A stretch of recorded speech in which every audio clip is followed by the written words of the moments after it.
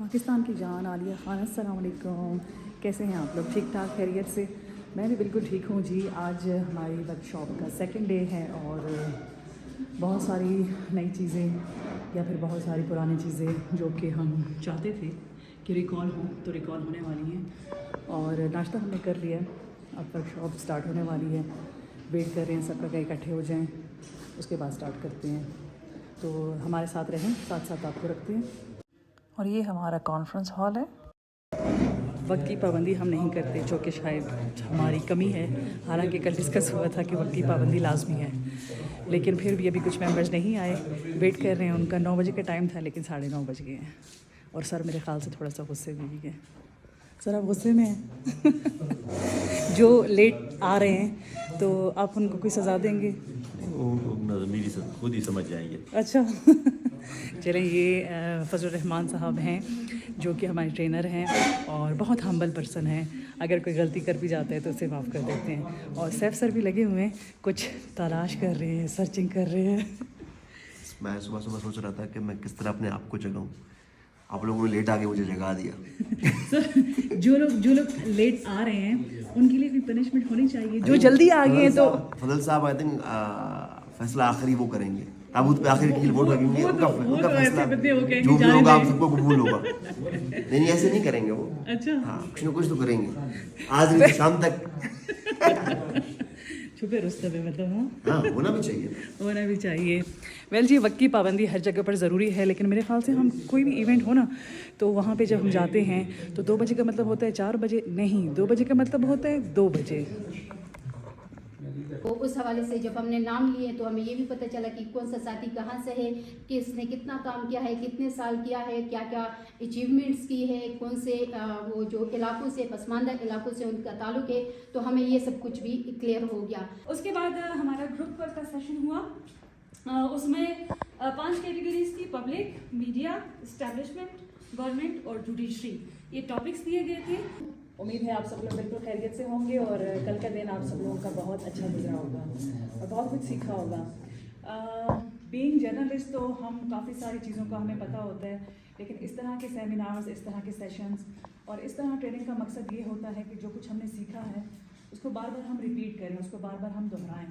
क्योंकि मीडिया एक ऐसा कोई भी जर्नलिस्ट खुद में इतना पावरफुल होता है कि अगर वो खुद बहुत ज़्यादा अवेयर है तो डेफिनेटली वो औरों को बता सकता है। कल जब हम यहाँ पे आए तो मूड तो नहीं था कुछ करने का, लेकिन सैफ सर और फजल रहमान साहब ने पहले तो मजबूर किया। हालांकि हमने मना किया कि आज हम नहीं करते, लेकिन जब उन्होंने मजबूर किया, लेकिन उस मजबूरी को फिर दिलचस्प कैसे बनाया वो आप सब लोगों ने देखा। जिसमें सबसे पहली जो चीज़ थी वो हमारा तारुफ था एक दूसरे से। होता यही है कि आप जब भी जाते हैं किसी सेमिनार में या किसी सेशन में तो हम अपना तारुफ कब करवाते हैं, लेकिन कल बहुत दिलचस्प चीज़ हुई। जैसे कि मेरे बाकी साथियों ने कहा कि बैठे एक दूसरे के साथ और कसौटी टाइप एक हमने गेम खेला तो वो बहुत अच्छा रहा। मतलब मेरे लिए पर्सनली वो एक दिलचस्प चीज़ थी जिसे मैंने बहुत इन्जॉय किया। इसके अलावा टॉक शो बहुत मज़े का था, जिसमें सियासतदानों को बिठाया गया, अदलिया को बिठाया गया, मीडिया के कुछ लोगों को बिठाया गया और क्रॉस टॉक हुई।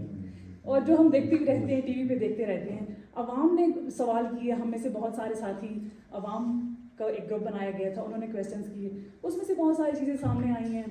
तो इंशाल्लाह उम्मीद है कि आज का दिन भी उससे ज़्यादा अच्छा गुजरेगा, कल का भी। और ये 5 जो दिन हैं ये हम यहाँ से बहुत कुछ सीख के जाएंगे और इंशाल्लाह सोसाइटी में हम उसको इम्प्लीमेंट करेंगे। इसमें हमारी इंट्रोडक्शन थी जो डिफरेंट थी, जैसे आम इंट्रोडक्शन होती है उससे डिफरेंट थी, क्योंकि हमें कोई और इंट्रोड्यूस कर रहा था जो कि हमें बिल्कुल नहीं जानते थे, लेकिन फिर हमने जो बताया वो उन्होंने बताया। Thank you. ये दे दीजिए। Thank you. लेकिन उस टाइम जो है, मतलब मैं ये चीज़ कहना चाहती हूँ कि कल मतलब खुद ही हमने, मतलब अवाम ने रिप्रेजेंटेटिव को बन के मतलब खुद अपने आप को डिफेंड किया ना।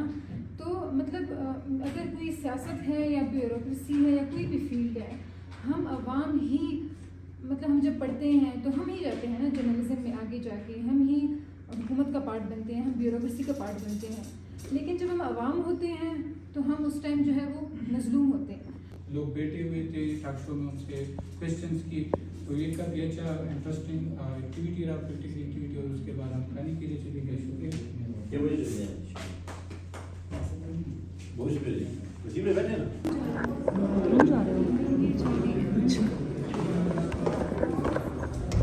वेल काफ़ी कुछ सीखने के बाद, सिखाने के बाद, दीवा आपने काफ़ी कुछ सीखा आपकी फर्स्ट वर्कशॉप की ना? कैसा रहा आपका एक्सपीरियंस? बड़ी अच्छी प्रेजेंटेशन दे रही थी। Thank you. वेल जी, अभी जो है वो टी ब्रेक हुआ है और टी ज़रूरी है दिमाग को जो है दोबारा से जिला बख्शने के लिए।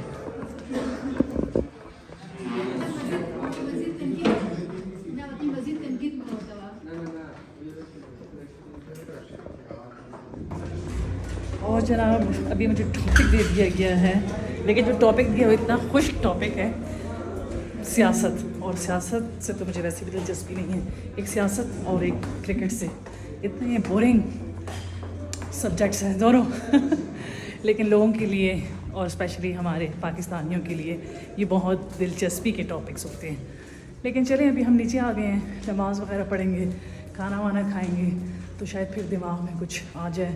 कोलीग्स वगैरह के साथ भी थोड़ा डिस्कस करते हैं, कुछ ना कुछ तो हो ही जाएगा। चाबी है तुम्हारे पास?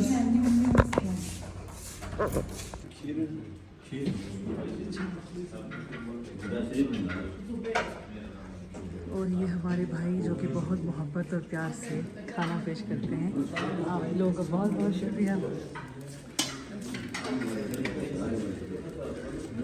वेल आज तो पुलाव बना है। मैं वैसे चावलों की इतनी शौकीन नहीं हूँ, लेकिन फिर इनकार भी नहीं है, मतलब चावलों को भी किसी से इनकार हो सकता है, हरगिज़ नहीं। अच्छा, मेरा ना सब्ज़ी खाने को दिल कर रहा है, बट सब्ज़ी है नहीं, बिकॉज़ मैं हूँ जी वेजिटेरियन, तो मुझे सब्ज़ी बहुत पसंद है। इश्क है, मतलब सब्ज़ी से इश्क। चीन के साथ सरमायाकारी कर रहे हैं, चीन हमारे मुल्क में सरमायाकारी कर रही है, सऊदी अरब भी इसमें है। इसके अलावा बहुत से ममालिक है जो इस हमारे मुल्क में सरमायाकारी करने आ रहे हैं। जैसे कि आप सब लोगों को मालूम है कि हमारी हुकूमत जब भी आती है प्रोजेक्ट लेकर आती है, हम बातें नहीं करते, हम काम करते हैं। अभी देखिए हमने अपने पाकिस्तान में कितना काम किया। आप सी पैक को देखिए, हमारी हुकूमत जैसी गई सी पैक को रोक दिया गया। हालांकि 9 साल पाकिस्तान तहरीक इंसाफ ने काम किया, तो क्या काम किया? सिर्फ बातों से मुल्क नहीं चलता, मुल्क चलता है काम से।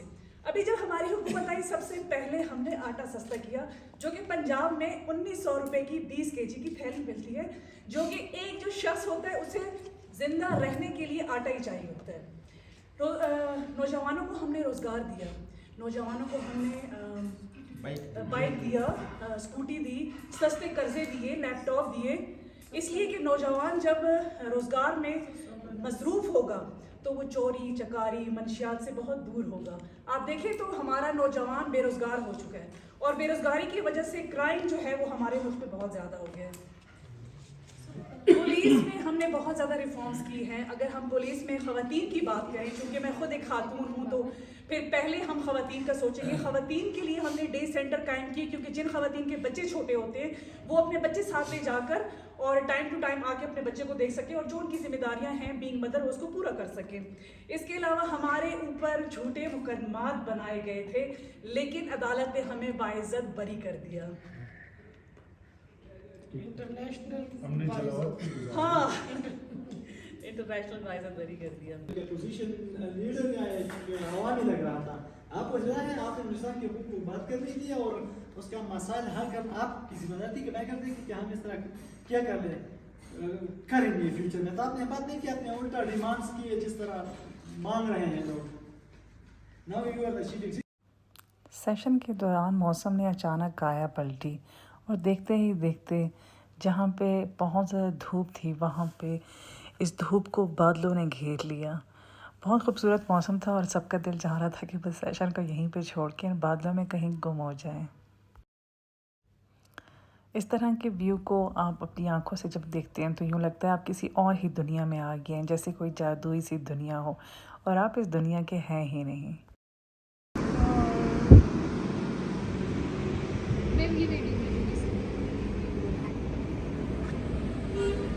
सुभान अल्लाह, माशाल्लाह माशाल्लाह। कुदरत के नज़ारे देखें कितनी उफ खूबसूरती है, कितनी खूबसूरती है। और जिसने इस खूबसूरती को बनाया वो कितना खुद खूबसूरत होगा।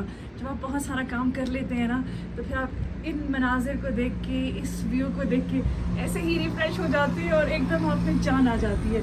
तो देखिए, आप भी देखिए, देखिए देखिए, क्या बात है, क्या बात है। बिल्कुल ऐसा लग रहा है कि हम बादलों में घिरे हुए हैं। ओह सुभान अल्लाह, माशाअल्लाह माशाअल्लाह।